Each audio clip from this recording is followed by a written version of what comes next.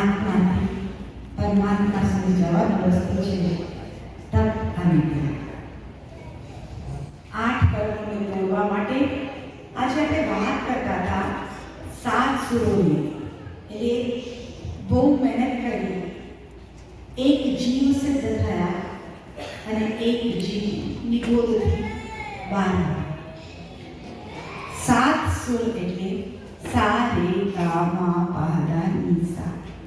એટલે સંસાર રૂપી સાગરથી બહાર નીકળ્યા, રેતી ઉપર આવ્યા. રેતી પર આવ્યા અને ઉપર જવાનું મન થયું, જોવાનું મન થયું. એટલે ઉપર શું છે? ગગન છે. ગગન તરફ જોવાનો અધિકાર કોને મળ્યો? જે મનુષ્ય છે. કીધું મનુષ્ય થઈને બેસી નહીં જતો. 84 લાખ ગતિ ફર્યા પછી તને એક તક મળ્યું છે. જ્યારે તારા પગ જમીન ઉપર છે અને માથું આકાશ તરફ છે. માત્ર મનુષ્ય છે જે પવિત્ર થઈ શકે છે. પથી પવિત્ર થવું હોય અને ધથી ધર્મ દ્વારા. હવે કેટલા પુણ્યવાન આપણે છીએ કે આપણને કયો કુલ અને કયો ધર્મ મળ્યો છે? હા, જૈન ધર્મ, જે કહે છે આત્મા તું જ પરમાત્મા છે. કોઈ શેઠ બીજા બધા ધર્મોમાં વાત કરે છે, કોઈ શેઠ ખુશ થાય અને નોકરની પગાર વધારી દે. અહીંયા શેઠ ખુશ થાય તો શું કરે? નોકરને શેઠ બનાવી આપે છે. એ કહે છે દરેક આત્મામાં પરમાત્મા બનવાનું તાકાત છે. અપ્પા સો પરમપ્પા. એક શિષ્યએ ગુરુને પૂછ્યું કે ગુરુદેવ હું શું કરું, મારાથી તપ નથી થતું. ગુરુએ કીધું આનાય ધર્મ આનાય ધર્મ, કે આજ્ઞા એ જ ધર્મ છે અને એ જ તપ છે. એક દિવસ ભૂખો ના રહેવાય અને એ વ્યક્તિ સળંગ એટલા બધા ઉપવાસ કરે છે. અમારા પારુલબેન સામે બેઠા છે, જેનું નામ નોટ ઓનલી ઇન શિકાગો, અને તમે ક્યાંય પણ જાઓ ને તપસ્વીનું નામ લો, અમેરિકામાં, ઇન્ડિયામાં, તો તપસ્વી રત્નની વાત કરો તો ત્યારે શું કહે છે કે વી નો પારુલબેન, તમારું તમે યુ આર વેરી લકી કે આપણા સંઘમાં આવા તપસ્વીઓ છે કે જે તપ દ્વારા પોતાના નામ આજે વિશ્વમાં ગુંજાઈ રહ્યા છે. એવા તપ કરવાની તાકાત ક્યારે મળે? જ્યારે ગુરુના માથે હાથ હોય છે. તમે બધાએ ગત્સુકુમારની વાત સાંભળી હતી. નાનકડા ગત્સુકુમાર જંગલમાં જાય છે અને પહેલા દિવસે કઈ તપસ્યા? એક રાત્રિ વૃક્ષો પ્રકૃતિમાં આખા બોડીમાં અંગારા ધબકતા મૂકવામાં આવે. હું તો આપણે કહું આટલું જ બળે અને સહન ના થાય. એટલું બળ આવ્યું ક્યાંથી? હા, આટલું બળ આવ્યું ક્યાંથી? હા, ગુરુ કૃપા. જ્યારે ગુરુની કૃપા થાય, પરમાત્માનો હાથ આવે. આ જ તપની બલિહારી છે કે જે પચખાન હે ને, પચખાન કરો છો ને, પચખાનમાં એટલી તાકાત છે, એક તંગ ભૂખો ના રહી શકાય.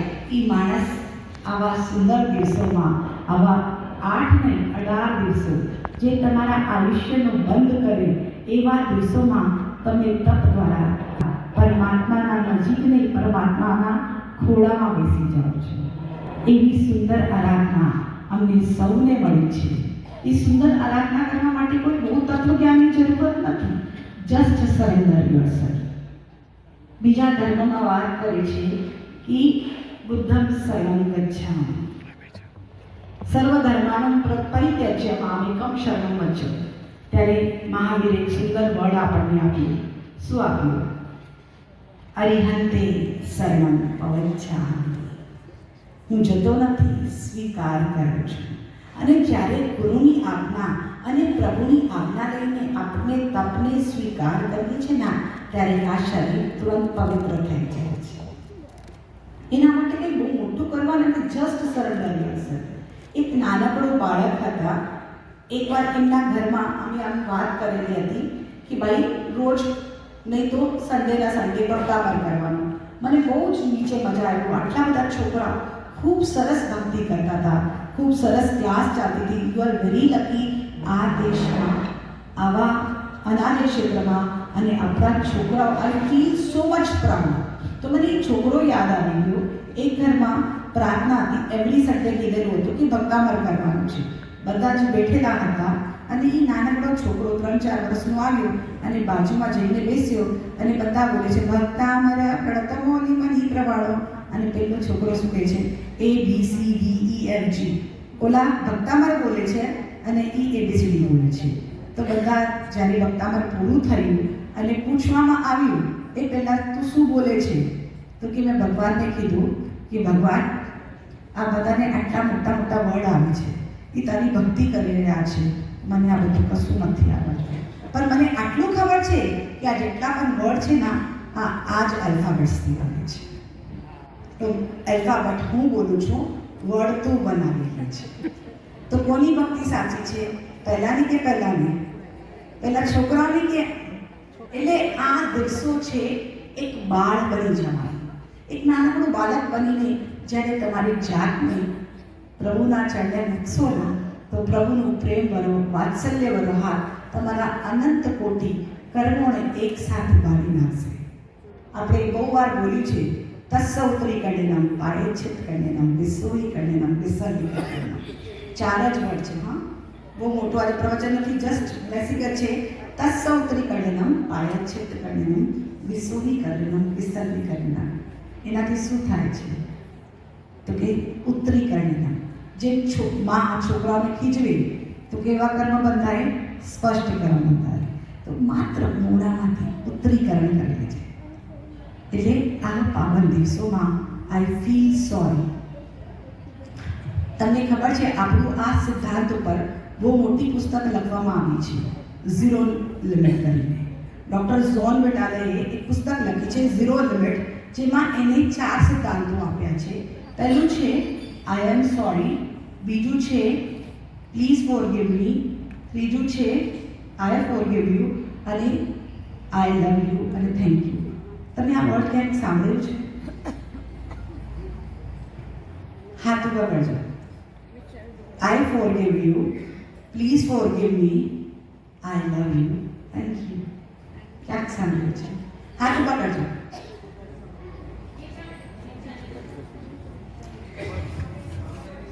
હા, દર્શનાબેન માટે જોરદાર તાળી આપજો.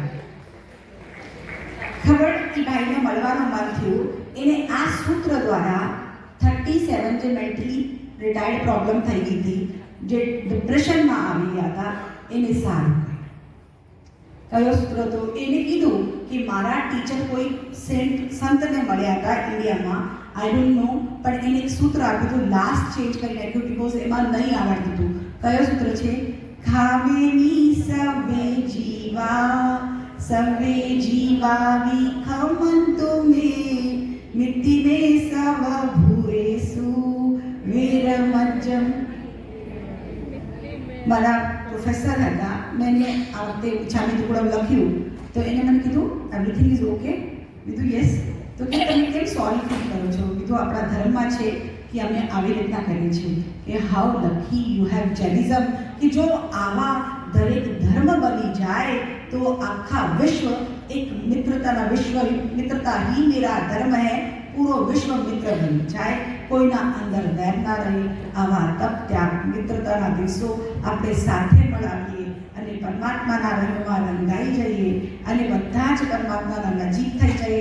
બધાને એક જ રિક્વેસ્ટ છે, કોઈ તપ કરી શકો તો કરજો, કોઈ જપ કરી શકે તો કરજો, પણ કોઈની આવા તપસ્વીઓની કે જપ કરવાવાળાની વિરાધના કરતા નહીં તો કોઈ ભવે આપણાથી તપ કે આરાધના નહીં થાય અને આવો ધર્મ પણ ના મળે.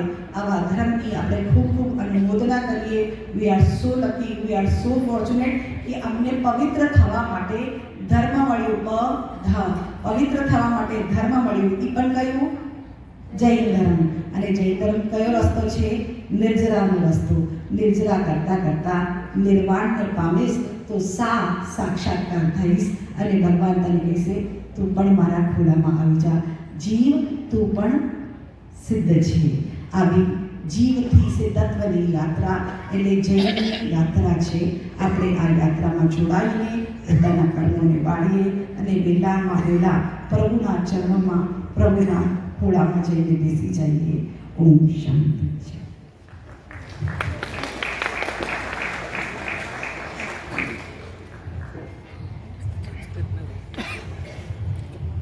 સાધુજી, તમારા જ્ઞાન પ્રભાવ માટે ખૂબ ખૂબ ધન્યવાદ.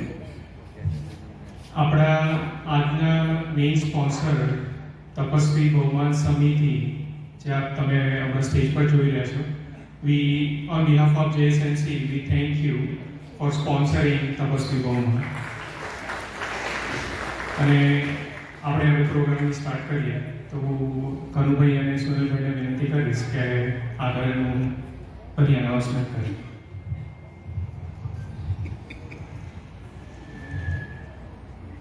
સાતા મહોત્સવ અને સૌના તપસ્વીની ખૂબ ખૂબ અનુમોદના.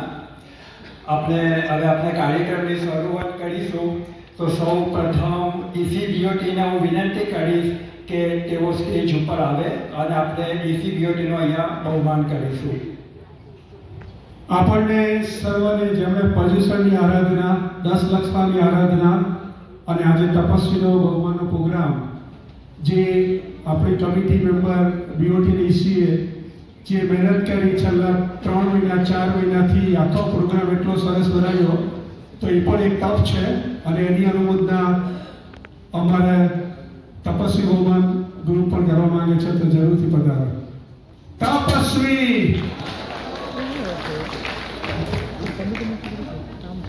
અનુમોદના અનુમોદના અનુમોદના વારંવાર અનુમોદના અનુમોદના અનુમોદના વારંવાર. વજ્ર શાસના દેવ કી. અહીંયા આવી તમારી અનુમોદના કરવાનો અમને લાભ આપજો. અને તપસ્વી અહીંયા હાજર ન હોય અને એમના ફેમિલી મેમ્બર કે તમારી કોઈ ઓળખાણ હોય તો એની પણ પ્રભાવના તમે લઈ શકો છો. ફક્ત અહીંયા નામ તમારે એમનું આપી દેવું પડશે અને એમની પ્રભાવના પણ એથી લઈ શકશો. Thank you.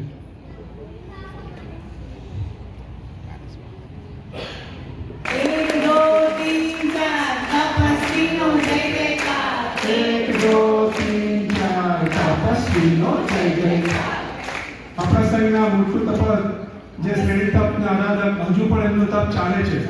આપણે સૌ તપશ્ચર્યા કરતા હોય તો પાંચમના પારણા ક્યારે આવે તેની રાહ જોઈએ. ચેતનાબેન એવા તપસ્વી છે કે જેમની પાંચમ પણ એનું પણ તપશ્ચર્યા ચાલુ છે. ખૂબ ખૂબ અનુમોદના.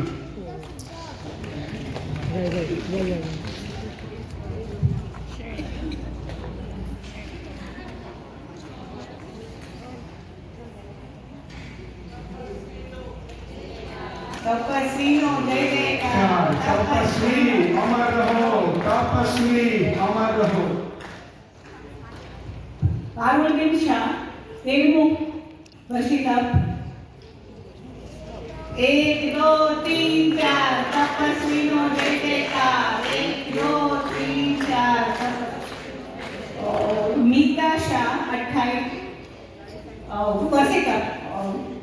મિછાઈ મીતા શાહ વર્ષી તપ.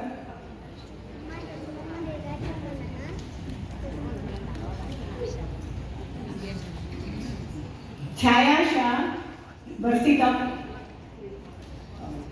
નમ્રતા શાહ નમ્રતા જોશી વર્ષી તપ. રેમીનાબેન શાહ વર્ષી તપ.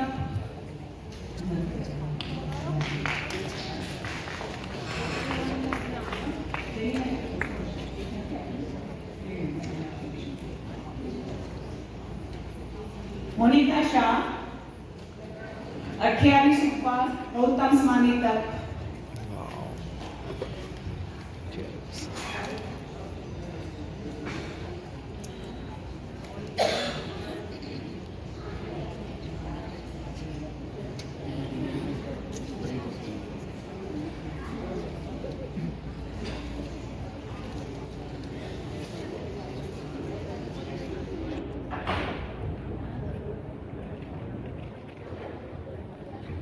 ધ્રુવિન શાહ 16 ઉપવાસ.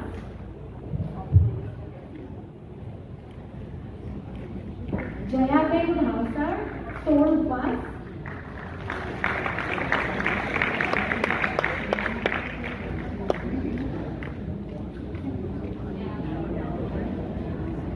કૃષાંકી શાહ 12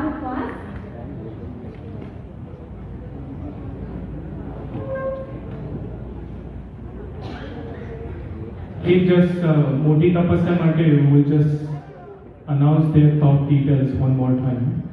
ચેતરાશા શ્રેણી તપ, પારુલબેન 13મું વર્ષે તપ પ્લસ ભક્તાંબર તપ પ્લસ 10 અપવાસ, મીતાબેન શાહ વર્ષી તપ, છાયા શાહ વર્ષી તપ, નમ્રતા દોશી વર્ષી તપ, જેમિનાબેન શાહ વર્ષી તપ, Monika Shah Gautam Swami Tap with Athai Tap.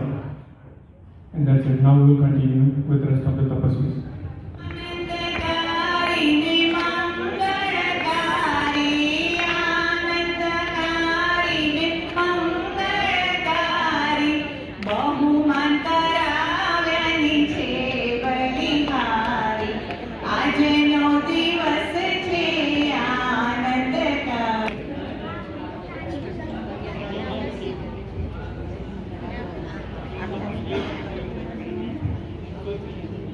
Rishabh Dikunj Kumar Shah.